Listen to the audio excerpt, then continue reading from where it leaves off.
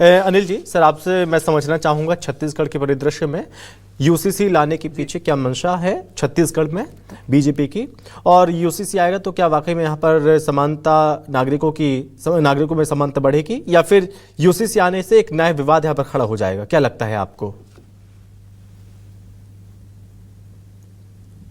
देखिए, देश में समान नागरिक संहिता की ओर अब देश बढ़ रहा है। 5 राज्यों ने इसको लागू किया है और अभी कल ही पड़ोसी राज्य मध्य प्रदेश में भी समान नागरिक संहिता कानून को पास कर दिया गया है।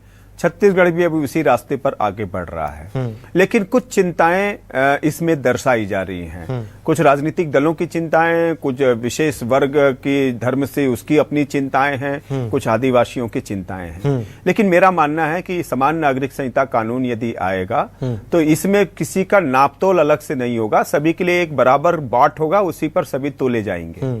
समान नागरिक संहिता कानून इस देश की एकता का, इस देश की समानता का, इस देश के मजबूती के लिए लाया जा रहा है। 150 करोड़ भारतीय एक कानून के तहत चले, ये जरूरी है। अब इसमें बहुत सी चिंताएं दर्शाई जा रही है कि ये किसके फायदे के लिए है। अरे साहब, इसके लिए तो एक ही वर्ग का फायदा हमेशा रहा। समान नागरिक संहिता कानून आया हो चाहे ना आया हो, एक विशेष वर्ग इस कानून के हमेशा फायदे में रहा है। क्योंकि मुझे ऐसा लगता है कि इस समान नागरिक संहिता कानून में जो सबसे बड़ी जरूरत होती है वो जनसंख्या नियंत्रण कानून है। कई राज्यों में समान नागरिक संहिता में इसको छुआ भी नहीं गया है। जबकि आज की सबसे बड़ी जरूरत जनसंख्या नियंत्रण कानून है।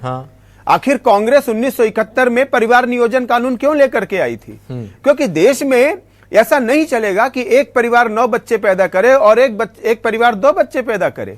एक समान जनसंख्या संतुलन के लिए यह जरूरी था कि परिवार नियोजन हो। वो बात अलग है कि वो असफल रहा, उसको एक वर्ग विशेष ने माना ही नहीं। तो ऐसे कई कानून लाए गए, लेकिन उनका कोई मतलब नहीं था। संविधान में भी इस बात का जिक्र है कि समान नागरिक संहिता कानून आना चाहिए, और अब उस पर कोई पहल हो रही है। ये ठीक है कि भाजपा इसमें एक फायदा देख रही है। उसने कहा था कि धारा 370 राम जन्मभूमि के बाद अब हम समान नागरिक संहिता कानून लागू करेंगे। ठीक है, हर राजनीतिक दल का अधिकार है कि उसने जो वादा जनता से किया है वो उसको लागू करे। लेकिन एक बात जो इसमें राजनीतिक दल चिंता के साथ प्रकट कर रहे हैं, वो प्रकट ये है कि आदिवासियों का क्या होगा। अब बहुत से राज्यों में समान नागरिक संहिता कानून में आदिवासियों को किनारे किया गया है, लेकिन मेरा मानना है कि इसमें किनारा करने की जरूरत नहीं है। उनकी कोई संस्कृति, उनकी कोई परंपरा का इसमें कहीं कोई नुकसान नहीं है। अगर देश को एक रखने के लिए, आदिवासी भी तो इस देश का भारतीय है। वो भी तो जब आप कह रहे हैं कि आपने आदिवासी को अलग कर दिया, तो ऐसे में समानता फिर कहां रह गई? आप भी कह रहे हैं आदिवासी इससे अलग रहेंगे, तो ऐसे में फिर समानता मैं वही कह रहा हूं कि अलग करने की जरूरत ही नहीं है। छत्तीसगढ़ में बिल्कुल अलग नहीं किया जाना चाहिए, और जनसंख्या नियंत्रण को भी इसमें जोड़ना चाहिए, जो अभी नहीं जोड़ा जा रहा है। और यदि जनसंख्या नियंत्रण को आप नहीं जोड़ते हैं तो इसका फायदा एक विशेष वर्ग उठाएगा, एक मजहब के लोग उठाएंगे इसमें। तो इसलिए इसको एक तो लागू हो कि जनसंख्या नियंत्रण कानून लागू हो, आदिवासी भी उसके दायरे में आए, उन्हें कोई समस्या नहीं है उस दायरे में आने की। ये राजनीतिक दलों के वोट बैंक की चिंता है, इसलिए वो आदिवासी राग अलाप रहे हैं। और सरकार भी कहीं ना कहीं ये सुनियोजित करेगी कि आदिवासियों की संस्कृति, उनकी परंपराओं का इसमें कहीं कोई जिक्र ना हो। ठीक है, मैं एक सवाल और उठाना चाहूंगा। नेहरू सरकार में हिंदू कोड बिल क्यों लाया गया? क्यों बनाया गया हिंदू कोड बिल? शरीयत कानून को एज इट इज क्यों लागू किया गया? जबकि जरूरत इस बात की थी कि समान नागरिक संहिता कानून हो, जिसमें सारे देश और धर्म के लोग बराबर हो, उनमें बराबरी का पालन हो। मुस्लिम समुदाय भी या दूसरे धर्म के लोगों भी समान नागरिक संहिता से कोई दिक्कत नहीं है। अभी तक कोई बहुत बड़ा विरोध सामने नहीं आया है। इसलिए सरकार इन सारी चिंताओं का समावेश करते हुए समान नागरिक संहिता अब देश की जरूरत है। वो हमारी जो आने वाली पीढ़ी है, ताकि वो जनसंख्या असंतुलन का खामियाजा न भुगते, संसाधनों की कमी न हो, सभी में बराबर का संसाधनों का हिस्सा बांटो, इसलिए इस देश के लिए समान नागरिक संहिता कानून की जरूरत है। और ये मुझे लग रहा है ये आएगा। ये छत्तीसगढ़ सरकार भी जैसे बाकी राज्यों में लागू हुआ है, यहां पर भी उसे लागू करना चाहिए। रजनीश जी, अब बताइए, ये आपने आदिवासियों को अलग करने की बात कही, अलग क्यों किया जा रहा है? जो उनके अधिकार हैं, जो उनके हक हैं, उनको मिलने चाहिए, नो डाउट। एक तरफ कहा जा रहा है कि आदिवासियों के अधिकार और पेशा कानून प्रभावित होगा, और दूसरी तरफ आप कह रहे हैं कि आदिवासी दूर भी रहेंगे, लेकिन फिर समानता की बात उठ रही है कि समानता फिर कहां रह गई? नहीं संभव जी, इसमें जब तक अभी तो ड्राफ्ट की पहली बैठक हुई है, इसमें बिल्कुल ये बात नहीं है कि हमारे आदिवासी वनवासी भाई बहन को अलग रखा जाएगा। कुछ उनके पर्टिकुलर चीजें हो सकती है। नहीं, ऐसा जब मध्य प्रदेश ड्राफ्ट में आएगा हुआ तो उसमें है, आया मध्य प्रदेश में भी बाकी- आपकी सरकार है, मध्य प्रदेश में ऐसा हुआ है कि आदिवासियों को अलग रखा जाएगा, ये चीज हुई है उसमें? नहीं, 5वीं अनुसूची 6वीं अनुसूची में कुछ कुछ चीजें हैं, उन चीजों को अलग किया गया है, बाकी और अन्य चीजों को वहां भी नहीं किया गया है। और यहाँ पर जो मसौदा आएगा तब हमको और अच्छे से इसका गहराई से ज्ञात होगा। लेकिन मैं ये कहना चाहता हूँ कि इसमें हमारे वनवासी भाई बहन जो हैं उनका किसी अधिकार का कोई हनन नहीं होगा। भारतीय जनता पार्टी पूरे देश में इसको बहुत पहले से हमने अपने मैनिफेस्टो में रखा है। हम हर चुनाव में इस बात का जिक्र करते थे कि भारतीय जनता पार्टी की सरकार आने पर देश में समान नागरिक संहिता की ओर हम आगे बढ़ेंगे। और 4 राज्य बढ़ गए हैं, 5वां राज्य छत्तीसगढ़ माननीय विष्णुदेव साय जी की सरकार बढ़ रही है। कांग्रेस का काम सिर्फ और सिर्फ तुष्टिकरण करना, धर्म के आधार पर, क्षेत्र के आधार पर, भाषावाद के आधार पर, हमेशा ये सिर्फ वोट बैंक की राजनीति खुद करते आए हैं, इसलिए इनको तकलीफ है। लेकिन भारतीय जनता पार्टी 140 करोड़ देशवासियों के लिए, हमारे छत्तीसगढ़ के 2.5 करोड़ से ज्यादा हमारे भाई बहन उनके लिए ये यूसीसी का कानून ला रहा है। और इसमें हम सब का समान नागरिक संहिता, जो एक शब्द आता है समान नागरिक संहिता, सबका समान अधिकार हो, तो इस तरह के कानून के लिए आगे बढ़ रहे हैं, उस दिशा में आगे जा रहे हैं।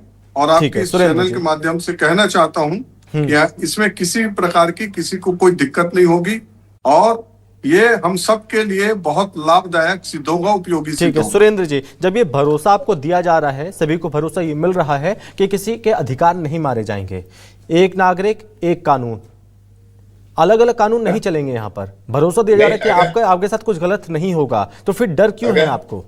नहीं, हमको डर नहीं है। दरअसल में अभी आपने अनिल द्विवेदी जी ने एक बड़ी बात की कि आदिवासियों को अलग क्यों छोड़ा जाएगा, भाई उनके लिए भी समान कानून होना चाहिए। फिर उसके बाद मैं भारतीय जनता पार्टी के नेता से पूछूंगा आरक्षण क्यों होना चाहिए भाई? सामान्य कानून सबके लिए बराबर कानून है तो सबको बराबर का अवसर मिलना चाहिए, सबको पढ़ाई का अवसर मिले, नौकरी का अवसर मिले, सबको बराबरी का। कांग्रेस मांग करे इसका तो क्या शर्मा जी पार्टी नहीं क्या भारतीय जनता पार्टी आरक्षण हटाने का सोच रही है? होकर के मांग करे? नहीं, मैं मांग नहीं कर रहा हूँ, मैं तो आपसे बोल रहा हूँ कि जब आज सब लोग बराबर होंगे तो क्या आप आरक्षण हटाने की विचार कर रहे हैं? क्या इसके माध्यम से उस दिशा में बढ़ रहे हैं? दरअसल में देखिए ऐसा है, नहीं हम मांग नहीं कर रहे हैं, कानून तो आप ला रहे हो, मांग करिए उस दिशा में आप बढ़ रहे हो, तो आप ही बता दो क्या करने के इरादा है, क्या करने? भाई अनिल द्विवेदी जी तो बोल रहे हैं कि किसी को नहीं छोड़ना चाहिए, सबके लिए कानून बराबर होना चाहिए, सबके अधिकार बराबर होना चाहिए, सबको विकास का बराबर अवसर मिलना चाहिए। तो मैं पूछना चाहता हूँ, क्या भारतीय जनता पार्टी इस माध्यम से आरक्षण को हटाने का प्रयास कर रही है? क्या पब्लिक डोमेन में आएगा? इसमें भारतीय जनता पार्टी की क्या नियत है आरक्षण हटाने की? यूसीसी में क्या नियत है बताएंगे?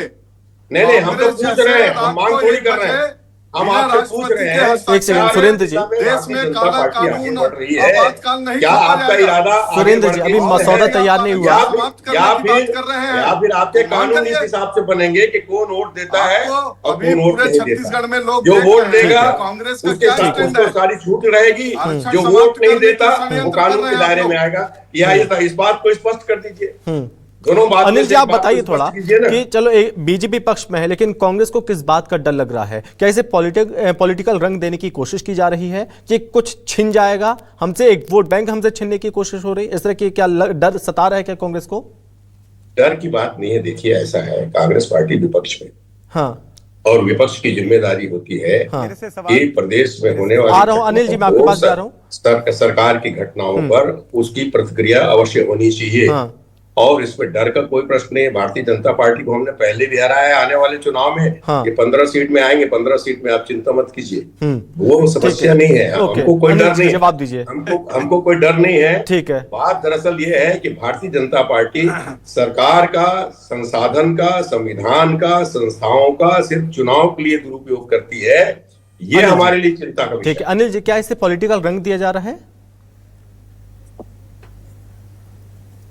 अनिल जी नहीं, देखिए पॉलिटिकल रंग दिया जा रहा है वो एक अलग इश्यू होगा। बीजेपी का अपना वोट बैंक है, कांग्रेस का अपना वोट बैंक है, इसलिए राजनीतिक दल इस विषय को अपने वोट बैंक के नजरिए से देखेंगे। लेकिन याद रखना चाहिए कि राजनीतिक दल और वोट बैंक से ज्यादा बड़ा हमारा देश है, हमारे देश की आने वाली पीढ़ियों का भविष्य है, और इसलिए उसको सुरक्षित रखने के लिए समान नागरिक संहिता कानून लाया जा रहा है। अब मैं आपको उदाहरण देना चाहूंगा। असम के जो 4 जिले थे जो कभी बहुसंख्यक हुआ करते थे, आज अल्पसंख्यक हो गए। कारण जनसंख्या असंतुलन। पश्चिम बंगाल में 10 से 12 जिले ऐसे हो गए जहां हिंदू अल्पसंख्यक हो गए, उसका कारण भी जनसंख्या असंतुलन है। तो इसलिए मैं यदि जनसंख्या संतुलन की बात कर रहा हूं, जनसंख्या पर कोई कानून लाने की बात कर रहा हूं, समान नागरिक संहिता, तो उसके पीछे ये फैक्ट हैं और इसलिए उसको संतुलित करने की जरूरत है। इसलिए किसी भी राज्य में समान नागरिक संहिता कानून लागू हो तो जनसंख्या सबसे पहले उसको देखने की जरूरत है।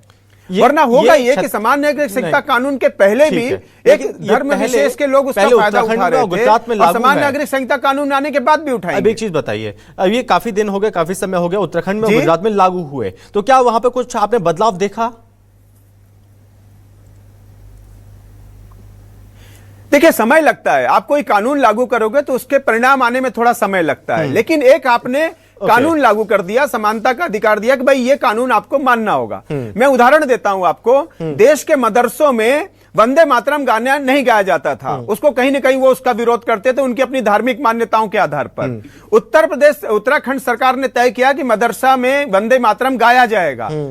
आज कोई विरोध नहीं है, सब गाने लगे उसको। कहीं ना कहीं सरकार को इनिशिएटिव लेना पड़ता। मैं एक और छोटी सी बात कह दूं कि समान नागरिक संहिता में एक चीज और जोड़ी जानी चाहिए और वो है विवाह की सही उम्र का नए तरीके से तय होना। यह बहुत जरूरी है।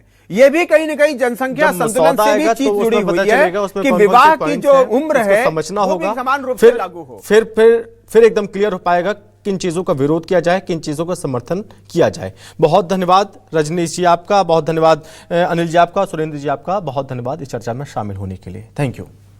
और इस चर्चा में बस इतना ही। नमस्कार।